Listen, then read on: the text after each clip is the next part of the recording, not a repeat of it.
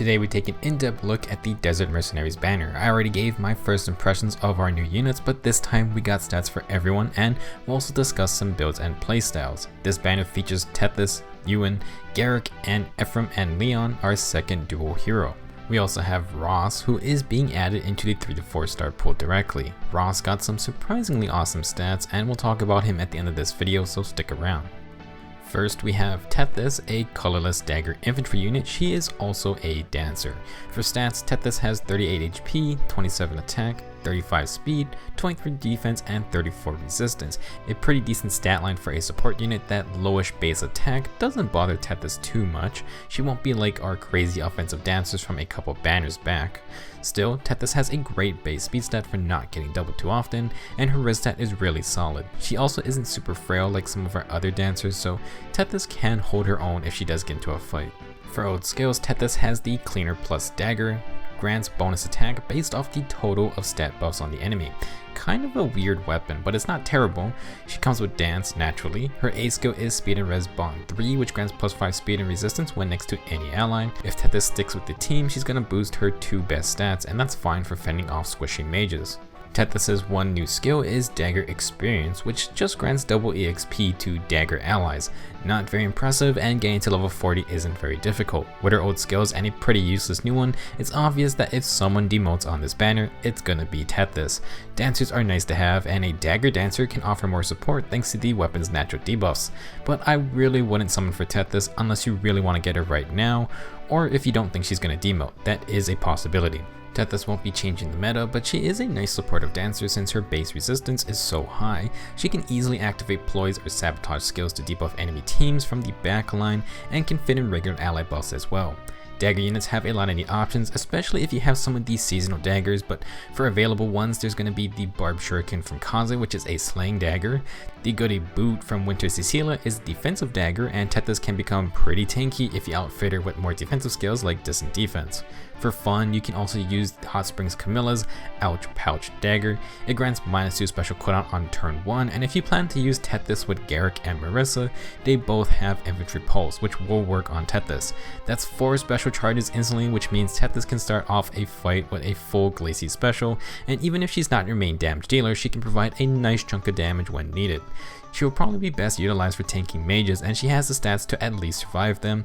Nothing really out of the ordinary here. Tethys being a dagger dancer is probably one of her best traits.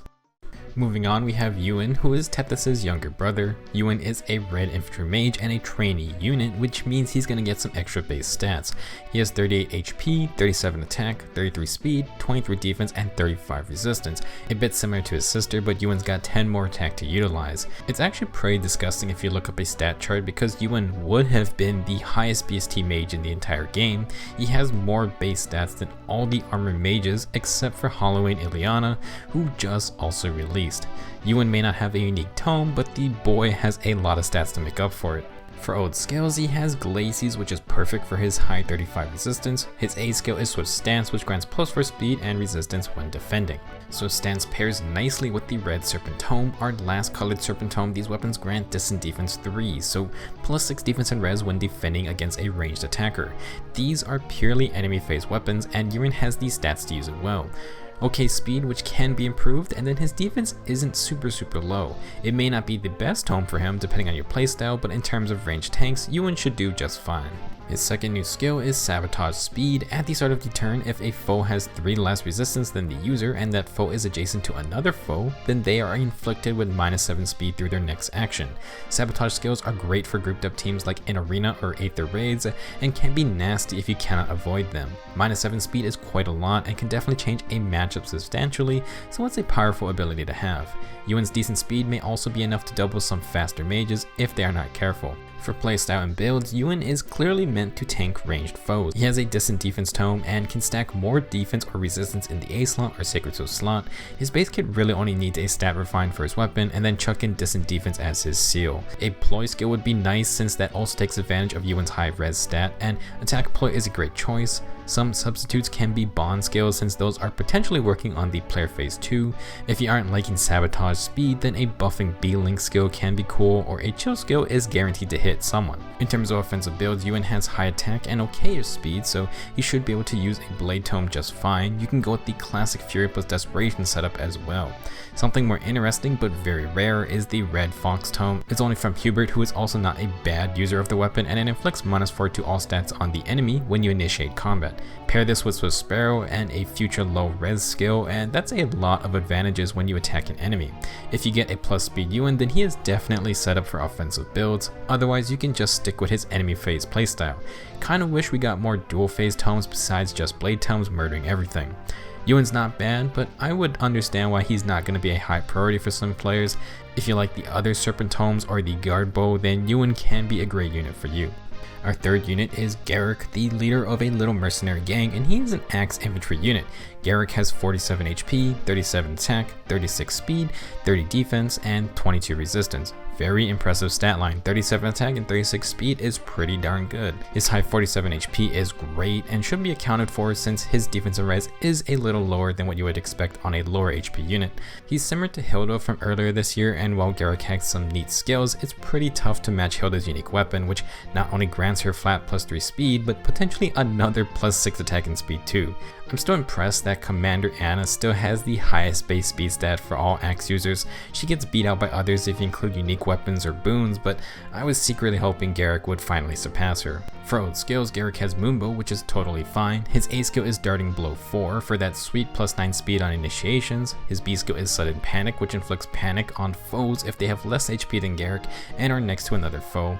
He also comes with Infantry Pulse, granting -1 cooldown to infantry allies if they have less HP than him. So Gerik comes with 2 HP based abilities, and his 47 HP is pretty high, so he should be able to activate both of them quite often. For his weapon, Gerik has the Fire Sweep Axe. Finally, it exists. It has 15 might and prevents both the user and enemy from counterattacking. Gerik has great attack and speed to use his weapon, and with Darting Blow 4, he's going to get those doubles very often without getting hit back. There's not a ton of super fast X units who would love the Fire Sweep Axe, but here are a few free to play examples. Anna if you really want, or Groom Marth if you want it on a Cavalier. Summer Ilger, Raven, Legion, or Linus are some of the best users since they also have good attack and speed stats. They are all infantry units though, and you can add Gerik onto top of that pile. As for flyers, there is no one better than Summer Innis, who would absolutely love this weapon, and I personally have been waiting to give him one for a long time now. It may not be a unique weapon, but Gerik is a prime Fire Sweep Axe user, so he's got that going for him. For builds, if we stick with the Fire Sweep Axe, then it's all about the player phase. Darting Blow 4 is great, but lacks damage, and honestly, if you can spare it, then I would prefer Swift Sparrow 3 instead. Otherwise, stick Flashing Blade in the seal slot to proc Moonbow on the second hit, or use Sturdy Blow to actually get some extra attack in. I think keeping both of Gerik's support skills is fun since he can bring panic and cooldown reduction if you have an infantry team. His whole group of mercenaries are infantry units, so it's a perfect fit. Now, while I like the Fire Sweep Axe, it provides 0 enemy phase power, and it's kind of a shame to waste Gerik's stats like that. He can definitely run more mixed phase or straight enemy phase builds if you want, but that's going to cost you a lot of fodder. A Slaying Axe would be great for all around usage, not to mention you can refine it to get Gerik plus 5 HP. The Wogun is also readily available from Libra if you want to spam big special hits. Hack-O-Lantern can be a great option as well since its guard effect is very nice to have on any tank build. In the future, if we get axes that are like Berkut's Lance or the Vanguard Lance, which just increase defensive res on the enemy phase, then Gerik could also use those too. He is very flexible as a unit since his speed is in a good spot, he has the damage, and his bulk is okay, pretty decent. Not a must-have unit, but he has a fun kit and he has very workable stats to build however you like. Ephraim and Lyon are the second Duo Hero tag team, and it has Ephraim leading the way. He's another Atlantis infantry unit, and we don't have too many of those. The pair have 41 HP, 39 attack, 30 speed, 37 defense, and 25 resistance. A very nice stat line. Ephraim is going to hit very hard. He also has okay speed to not get run over by everything, and his HP, defense, and res are all in a good spot. While Ephraim and Lyon have a beastly base kit, if you want to run other things, then their stats are not bad for experimenting. So dual heroes have unique dual skills, at least for now, and Ephraim and Lyon provide infantry and armor allies within 2 spaces, plus 1 extra movement for that turn. It also works on the duel themselves, so you don't need Legendary Azura to have 3 movement infantry units. Mobility is really important, so this dual skill can open up playmaking opportunities on maps with lots of ground to cover. Dual heroes also come with a dual effect, which improves their arena score potential by giving them 185 BST for the purpose of arena scoring. That is a hefty amount. For old skills, Ephraim and Lyon come with Draconic Aura to go with their crazy high attack. They also have low attack and defense for dishing out more damage and taking less damage as well. Then their C skill is Odd Attack Wave because, why not add more attack? Instead of Segment, Ephraim this time has his OG Regan Leaf Lance, which is the weapon he first comes with in Sacred Stones. It's effective against both armor and cavalry units and grants a flat +3 attack, bringing their total attack up to a whopping 58. They need high attack because if Ephraim's attack is greater than his foe's attack and or extra movement granted by another skill is active on Ephraim, then he's going to make a guaranteed follow-up attack. With 58 attack, it should be very easy to activate Regan Leaf often and get those 2 attacks in. If Ephraim is outgunned, then he can still use his dual skill, get the extra movement buff, and that's also going to proc Regan Leaf. Ephraim and Lyon also come with Heavy Blade 4, which grants special cooldown charge +1 per attack and deals 5 damage on hit if the user's attack is higher than the enemy's. Talk about overkill, this is just damage on top of more damage. It works very well with Regan Leaf since Ephraim can get 2 hits in, which is going to mean double the true damage. Pretty much any Heavy Blade user would like this tier 4 upgrade, although having it in the A slot may cause some issues. If you're worried about not activating Heavy Blade 4, then have an ally with chill attack on the team to ensure that other high attack foes can't stop your assault. So it's pretty tough to improve upon this base kit. Literally every skill in this kit just adds more damage, and Regan Leaf is the star of the show. Low attack and defense are a perfect pairing since it always lowers the enemy's attack by -3 and it gets rid of their attack buffs too.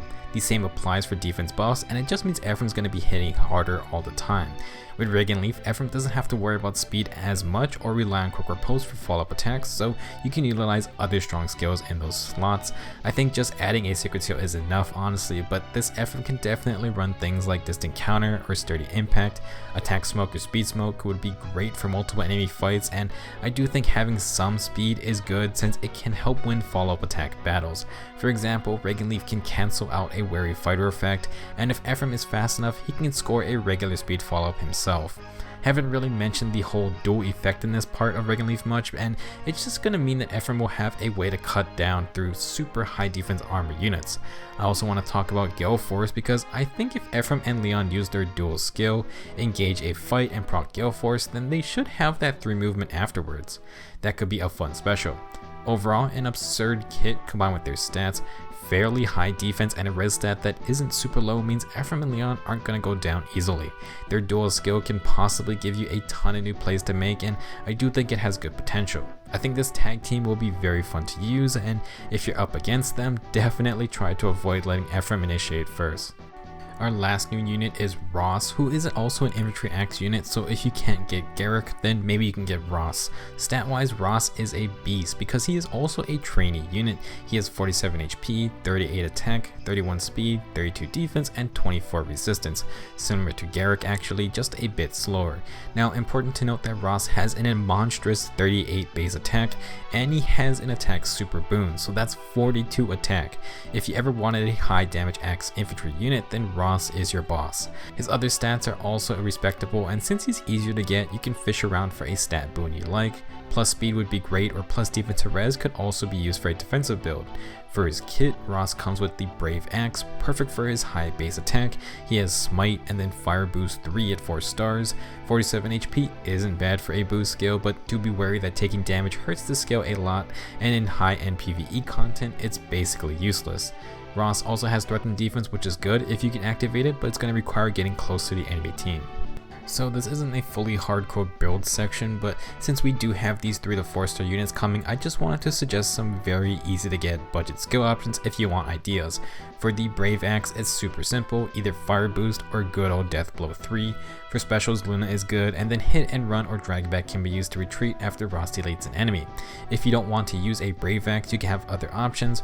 Ross is not behind Gerik in stats and trades speed for some extra attack, defense, and resistance. For many, he should be someone worth getting, just as an all-around good axe unit. Depending on the boon you get, Ross can definitely shine in various roles, just like Gerik. Full attack Ross can go with the Brave Axe or a hammer to counter army units. A slaying axe is great just for good general purposes, and being able to grab that stat refine is real nice too. Like for example, Ross could just go plus speed and then even run Fury Desperation if you really wanted. True to his trainee status, you can mold him into any role you want. He'll be an amazing unit for newer players to invest in. That ends this banner breakdown. Let me know your thoughts on any of these units and share any build ideas you have in the comments. For those saving up on orbs, we have another Grand Hero battle coming up. This time it's Cormag, a flying lancer, and it's looking like we're gonna have another comparison heavy video coming up. Thanks for watching, and I'll see you guys soon.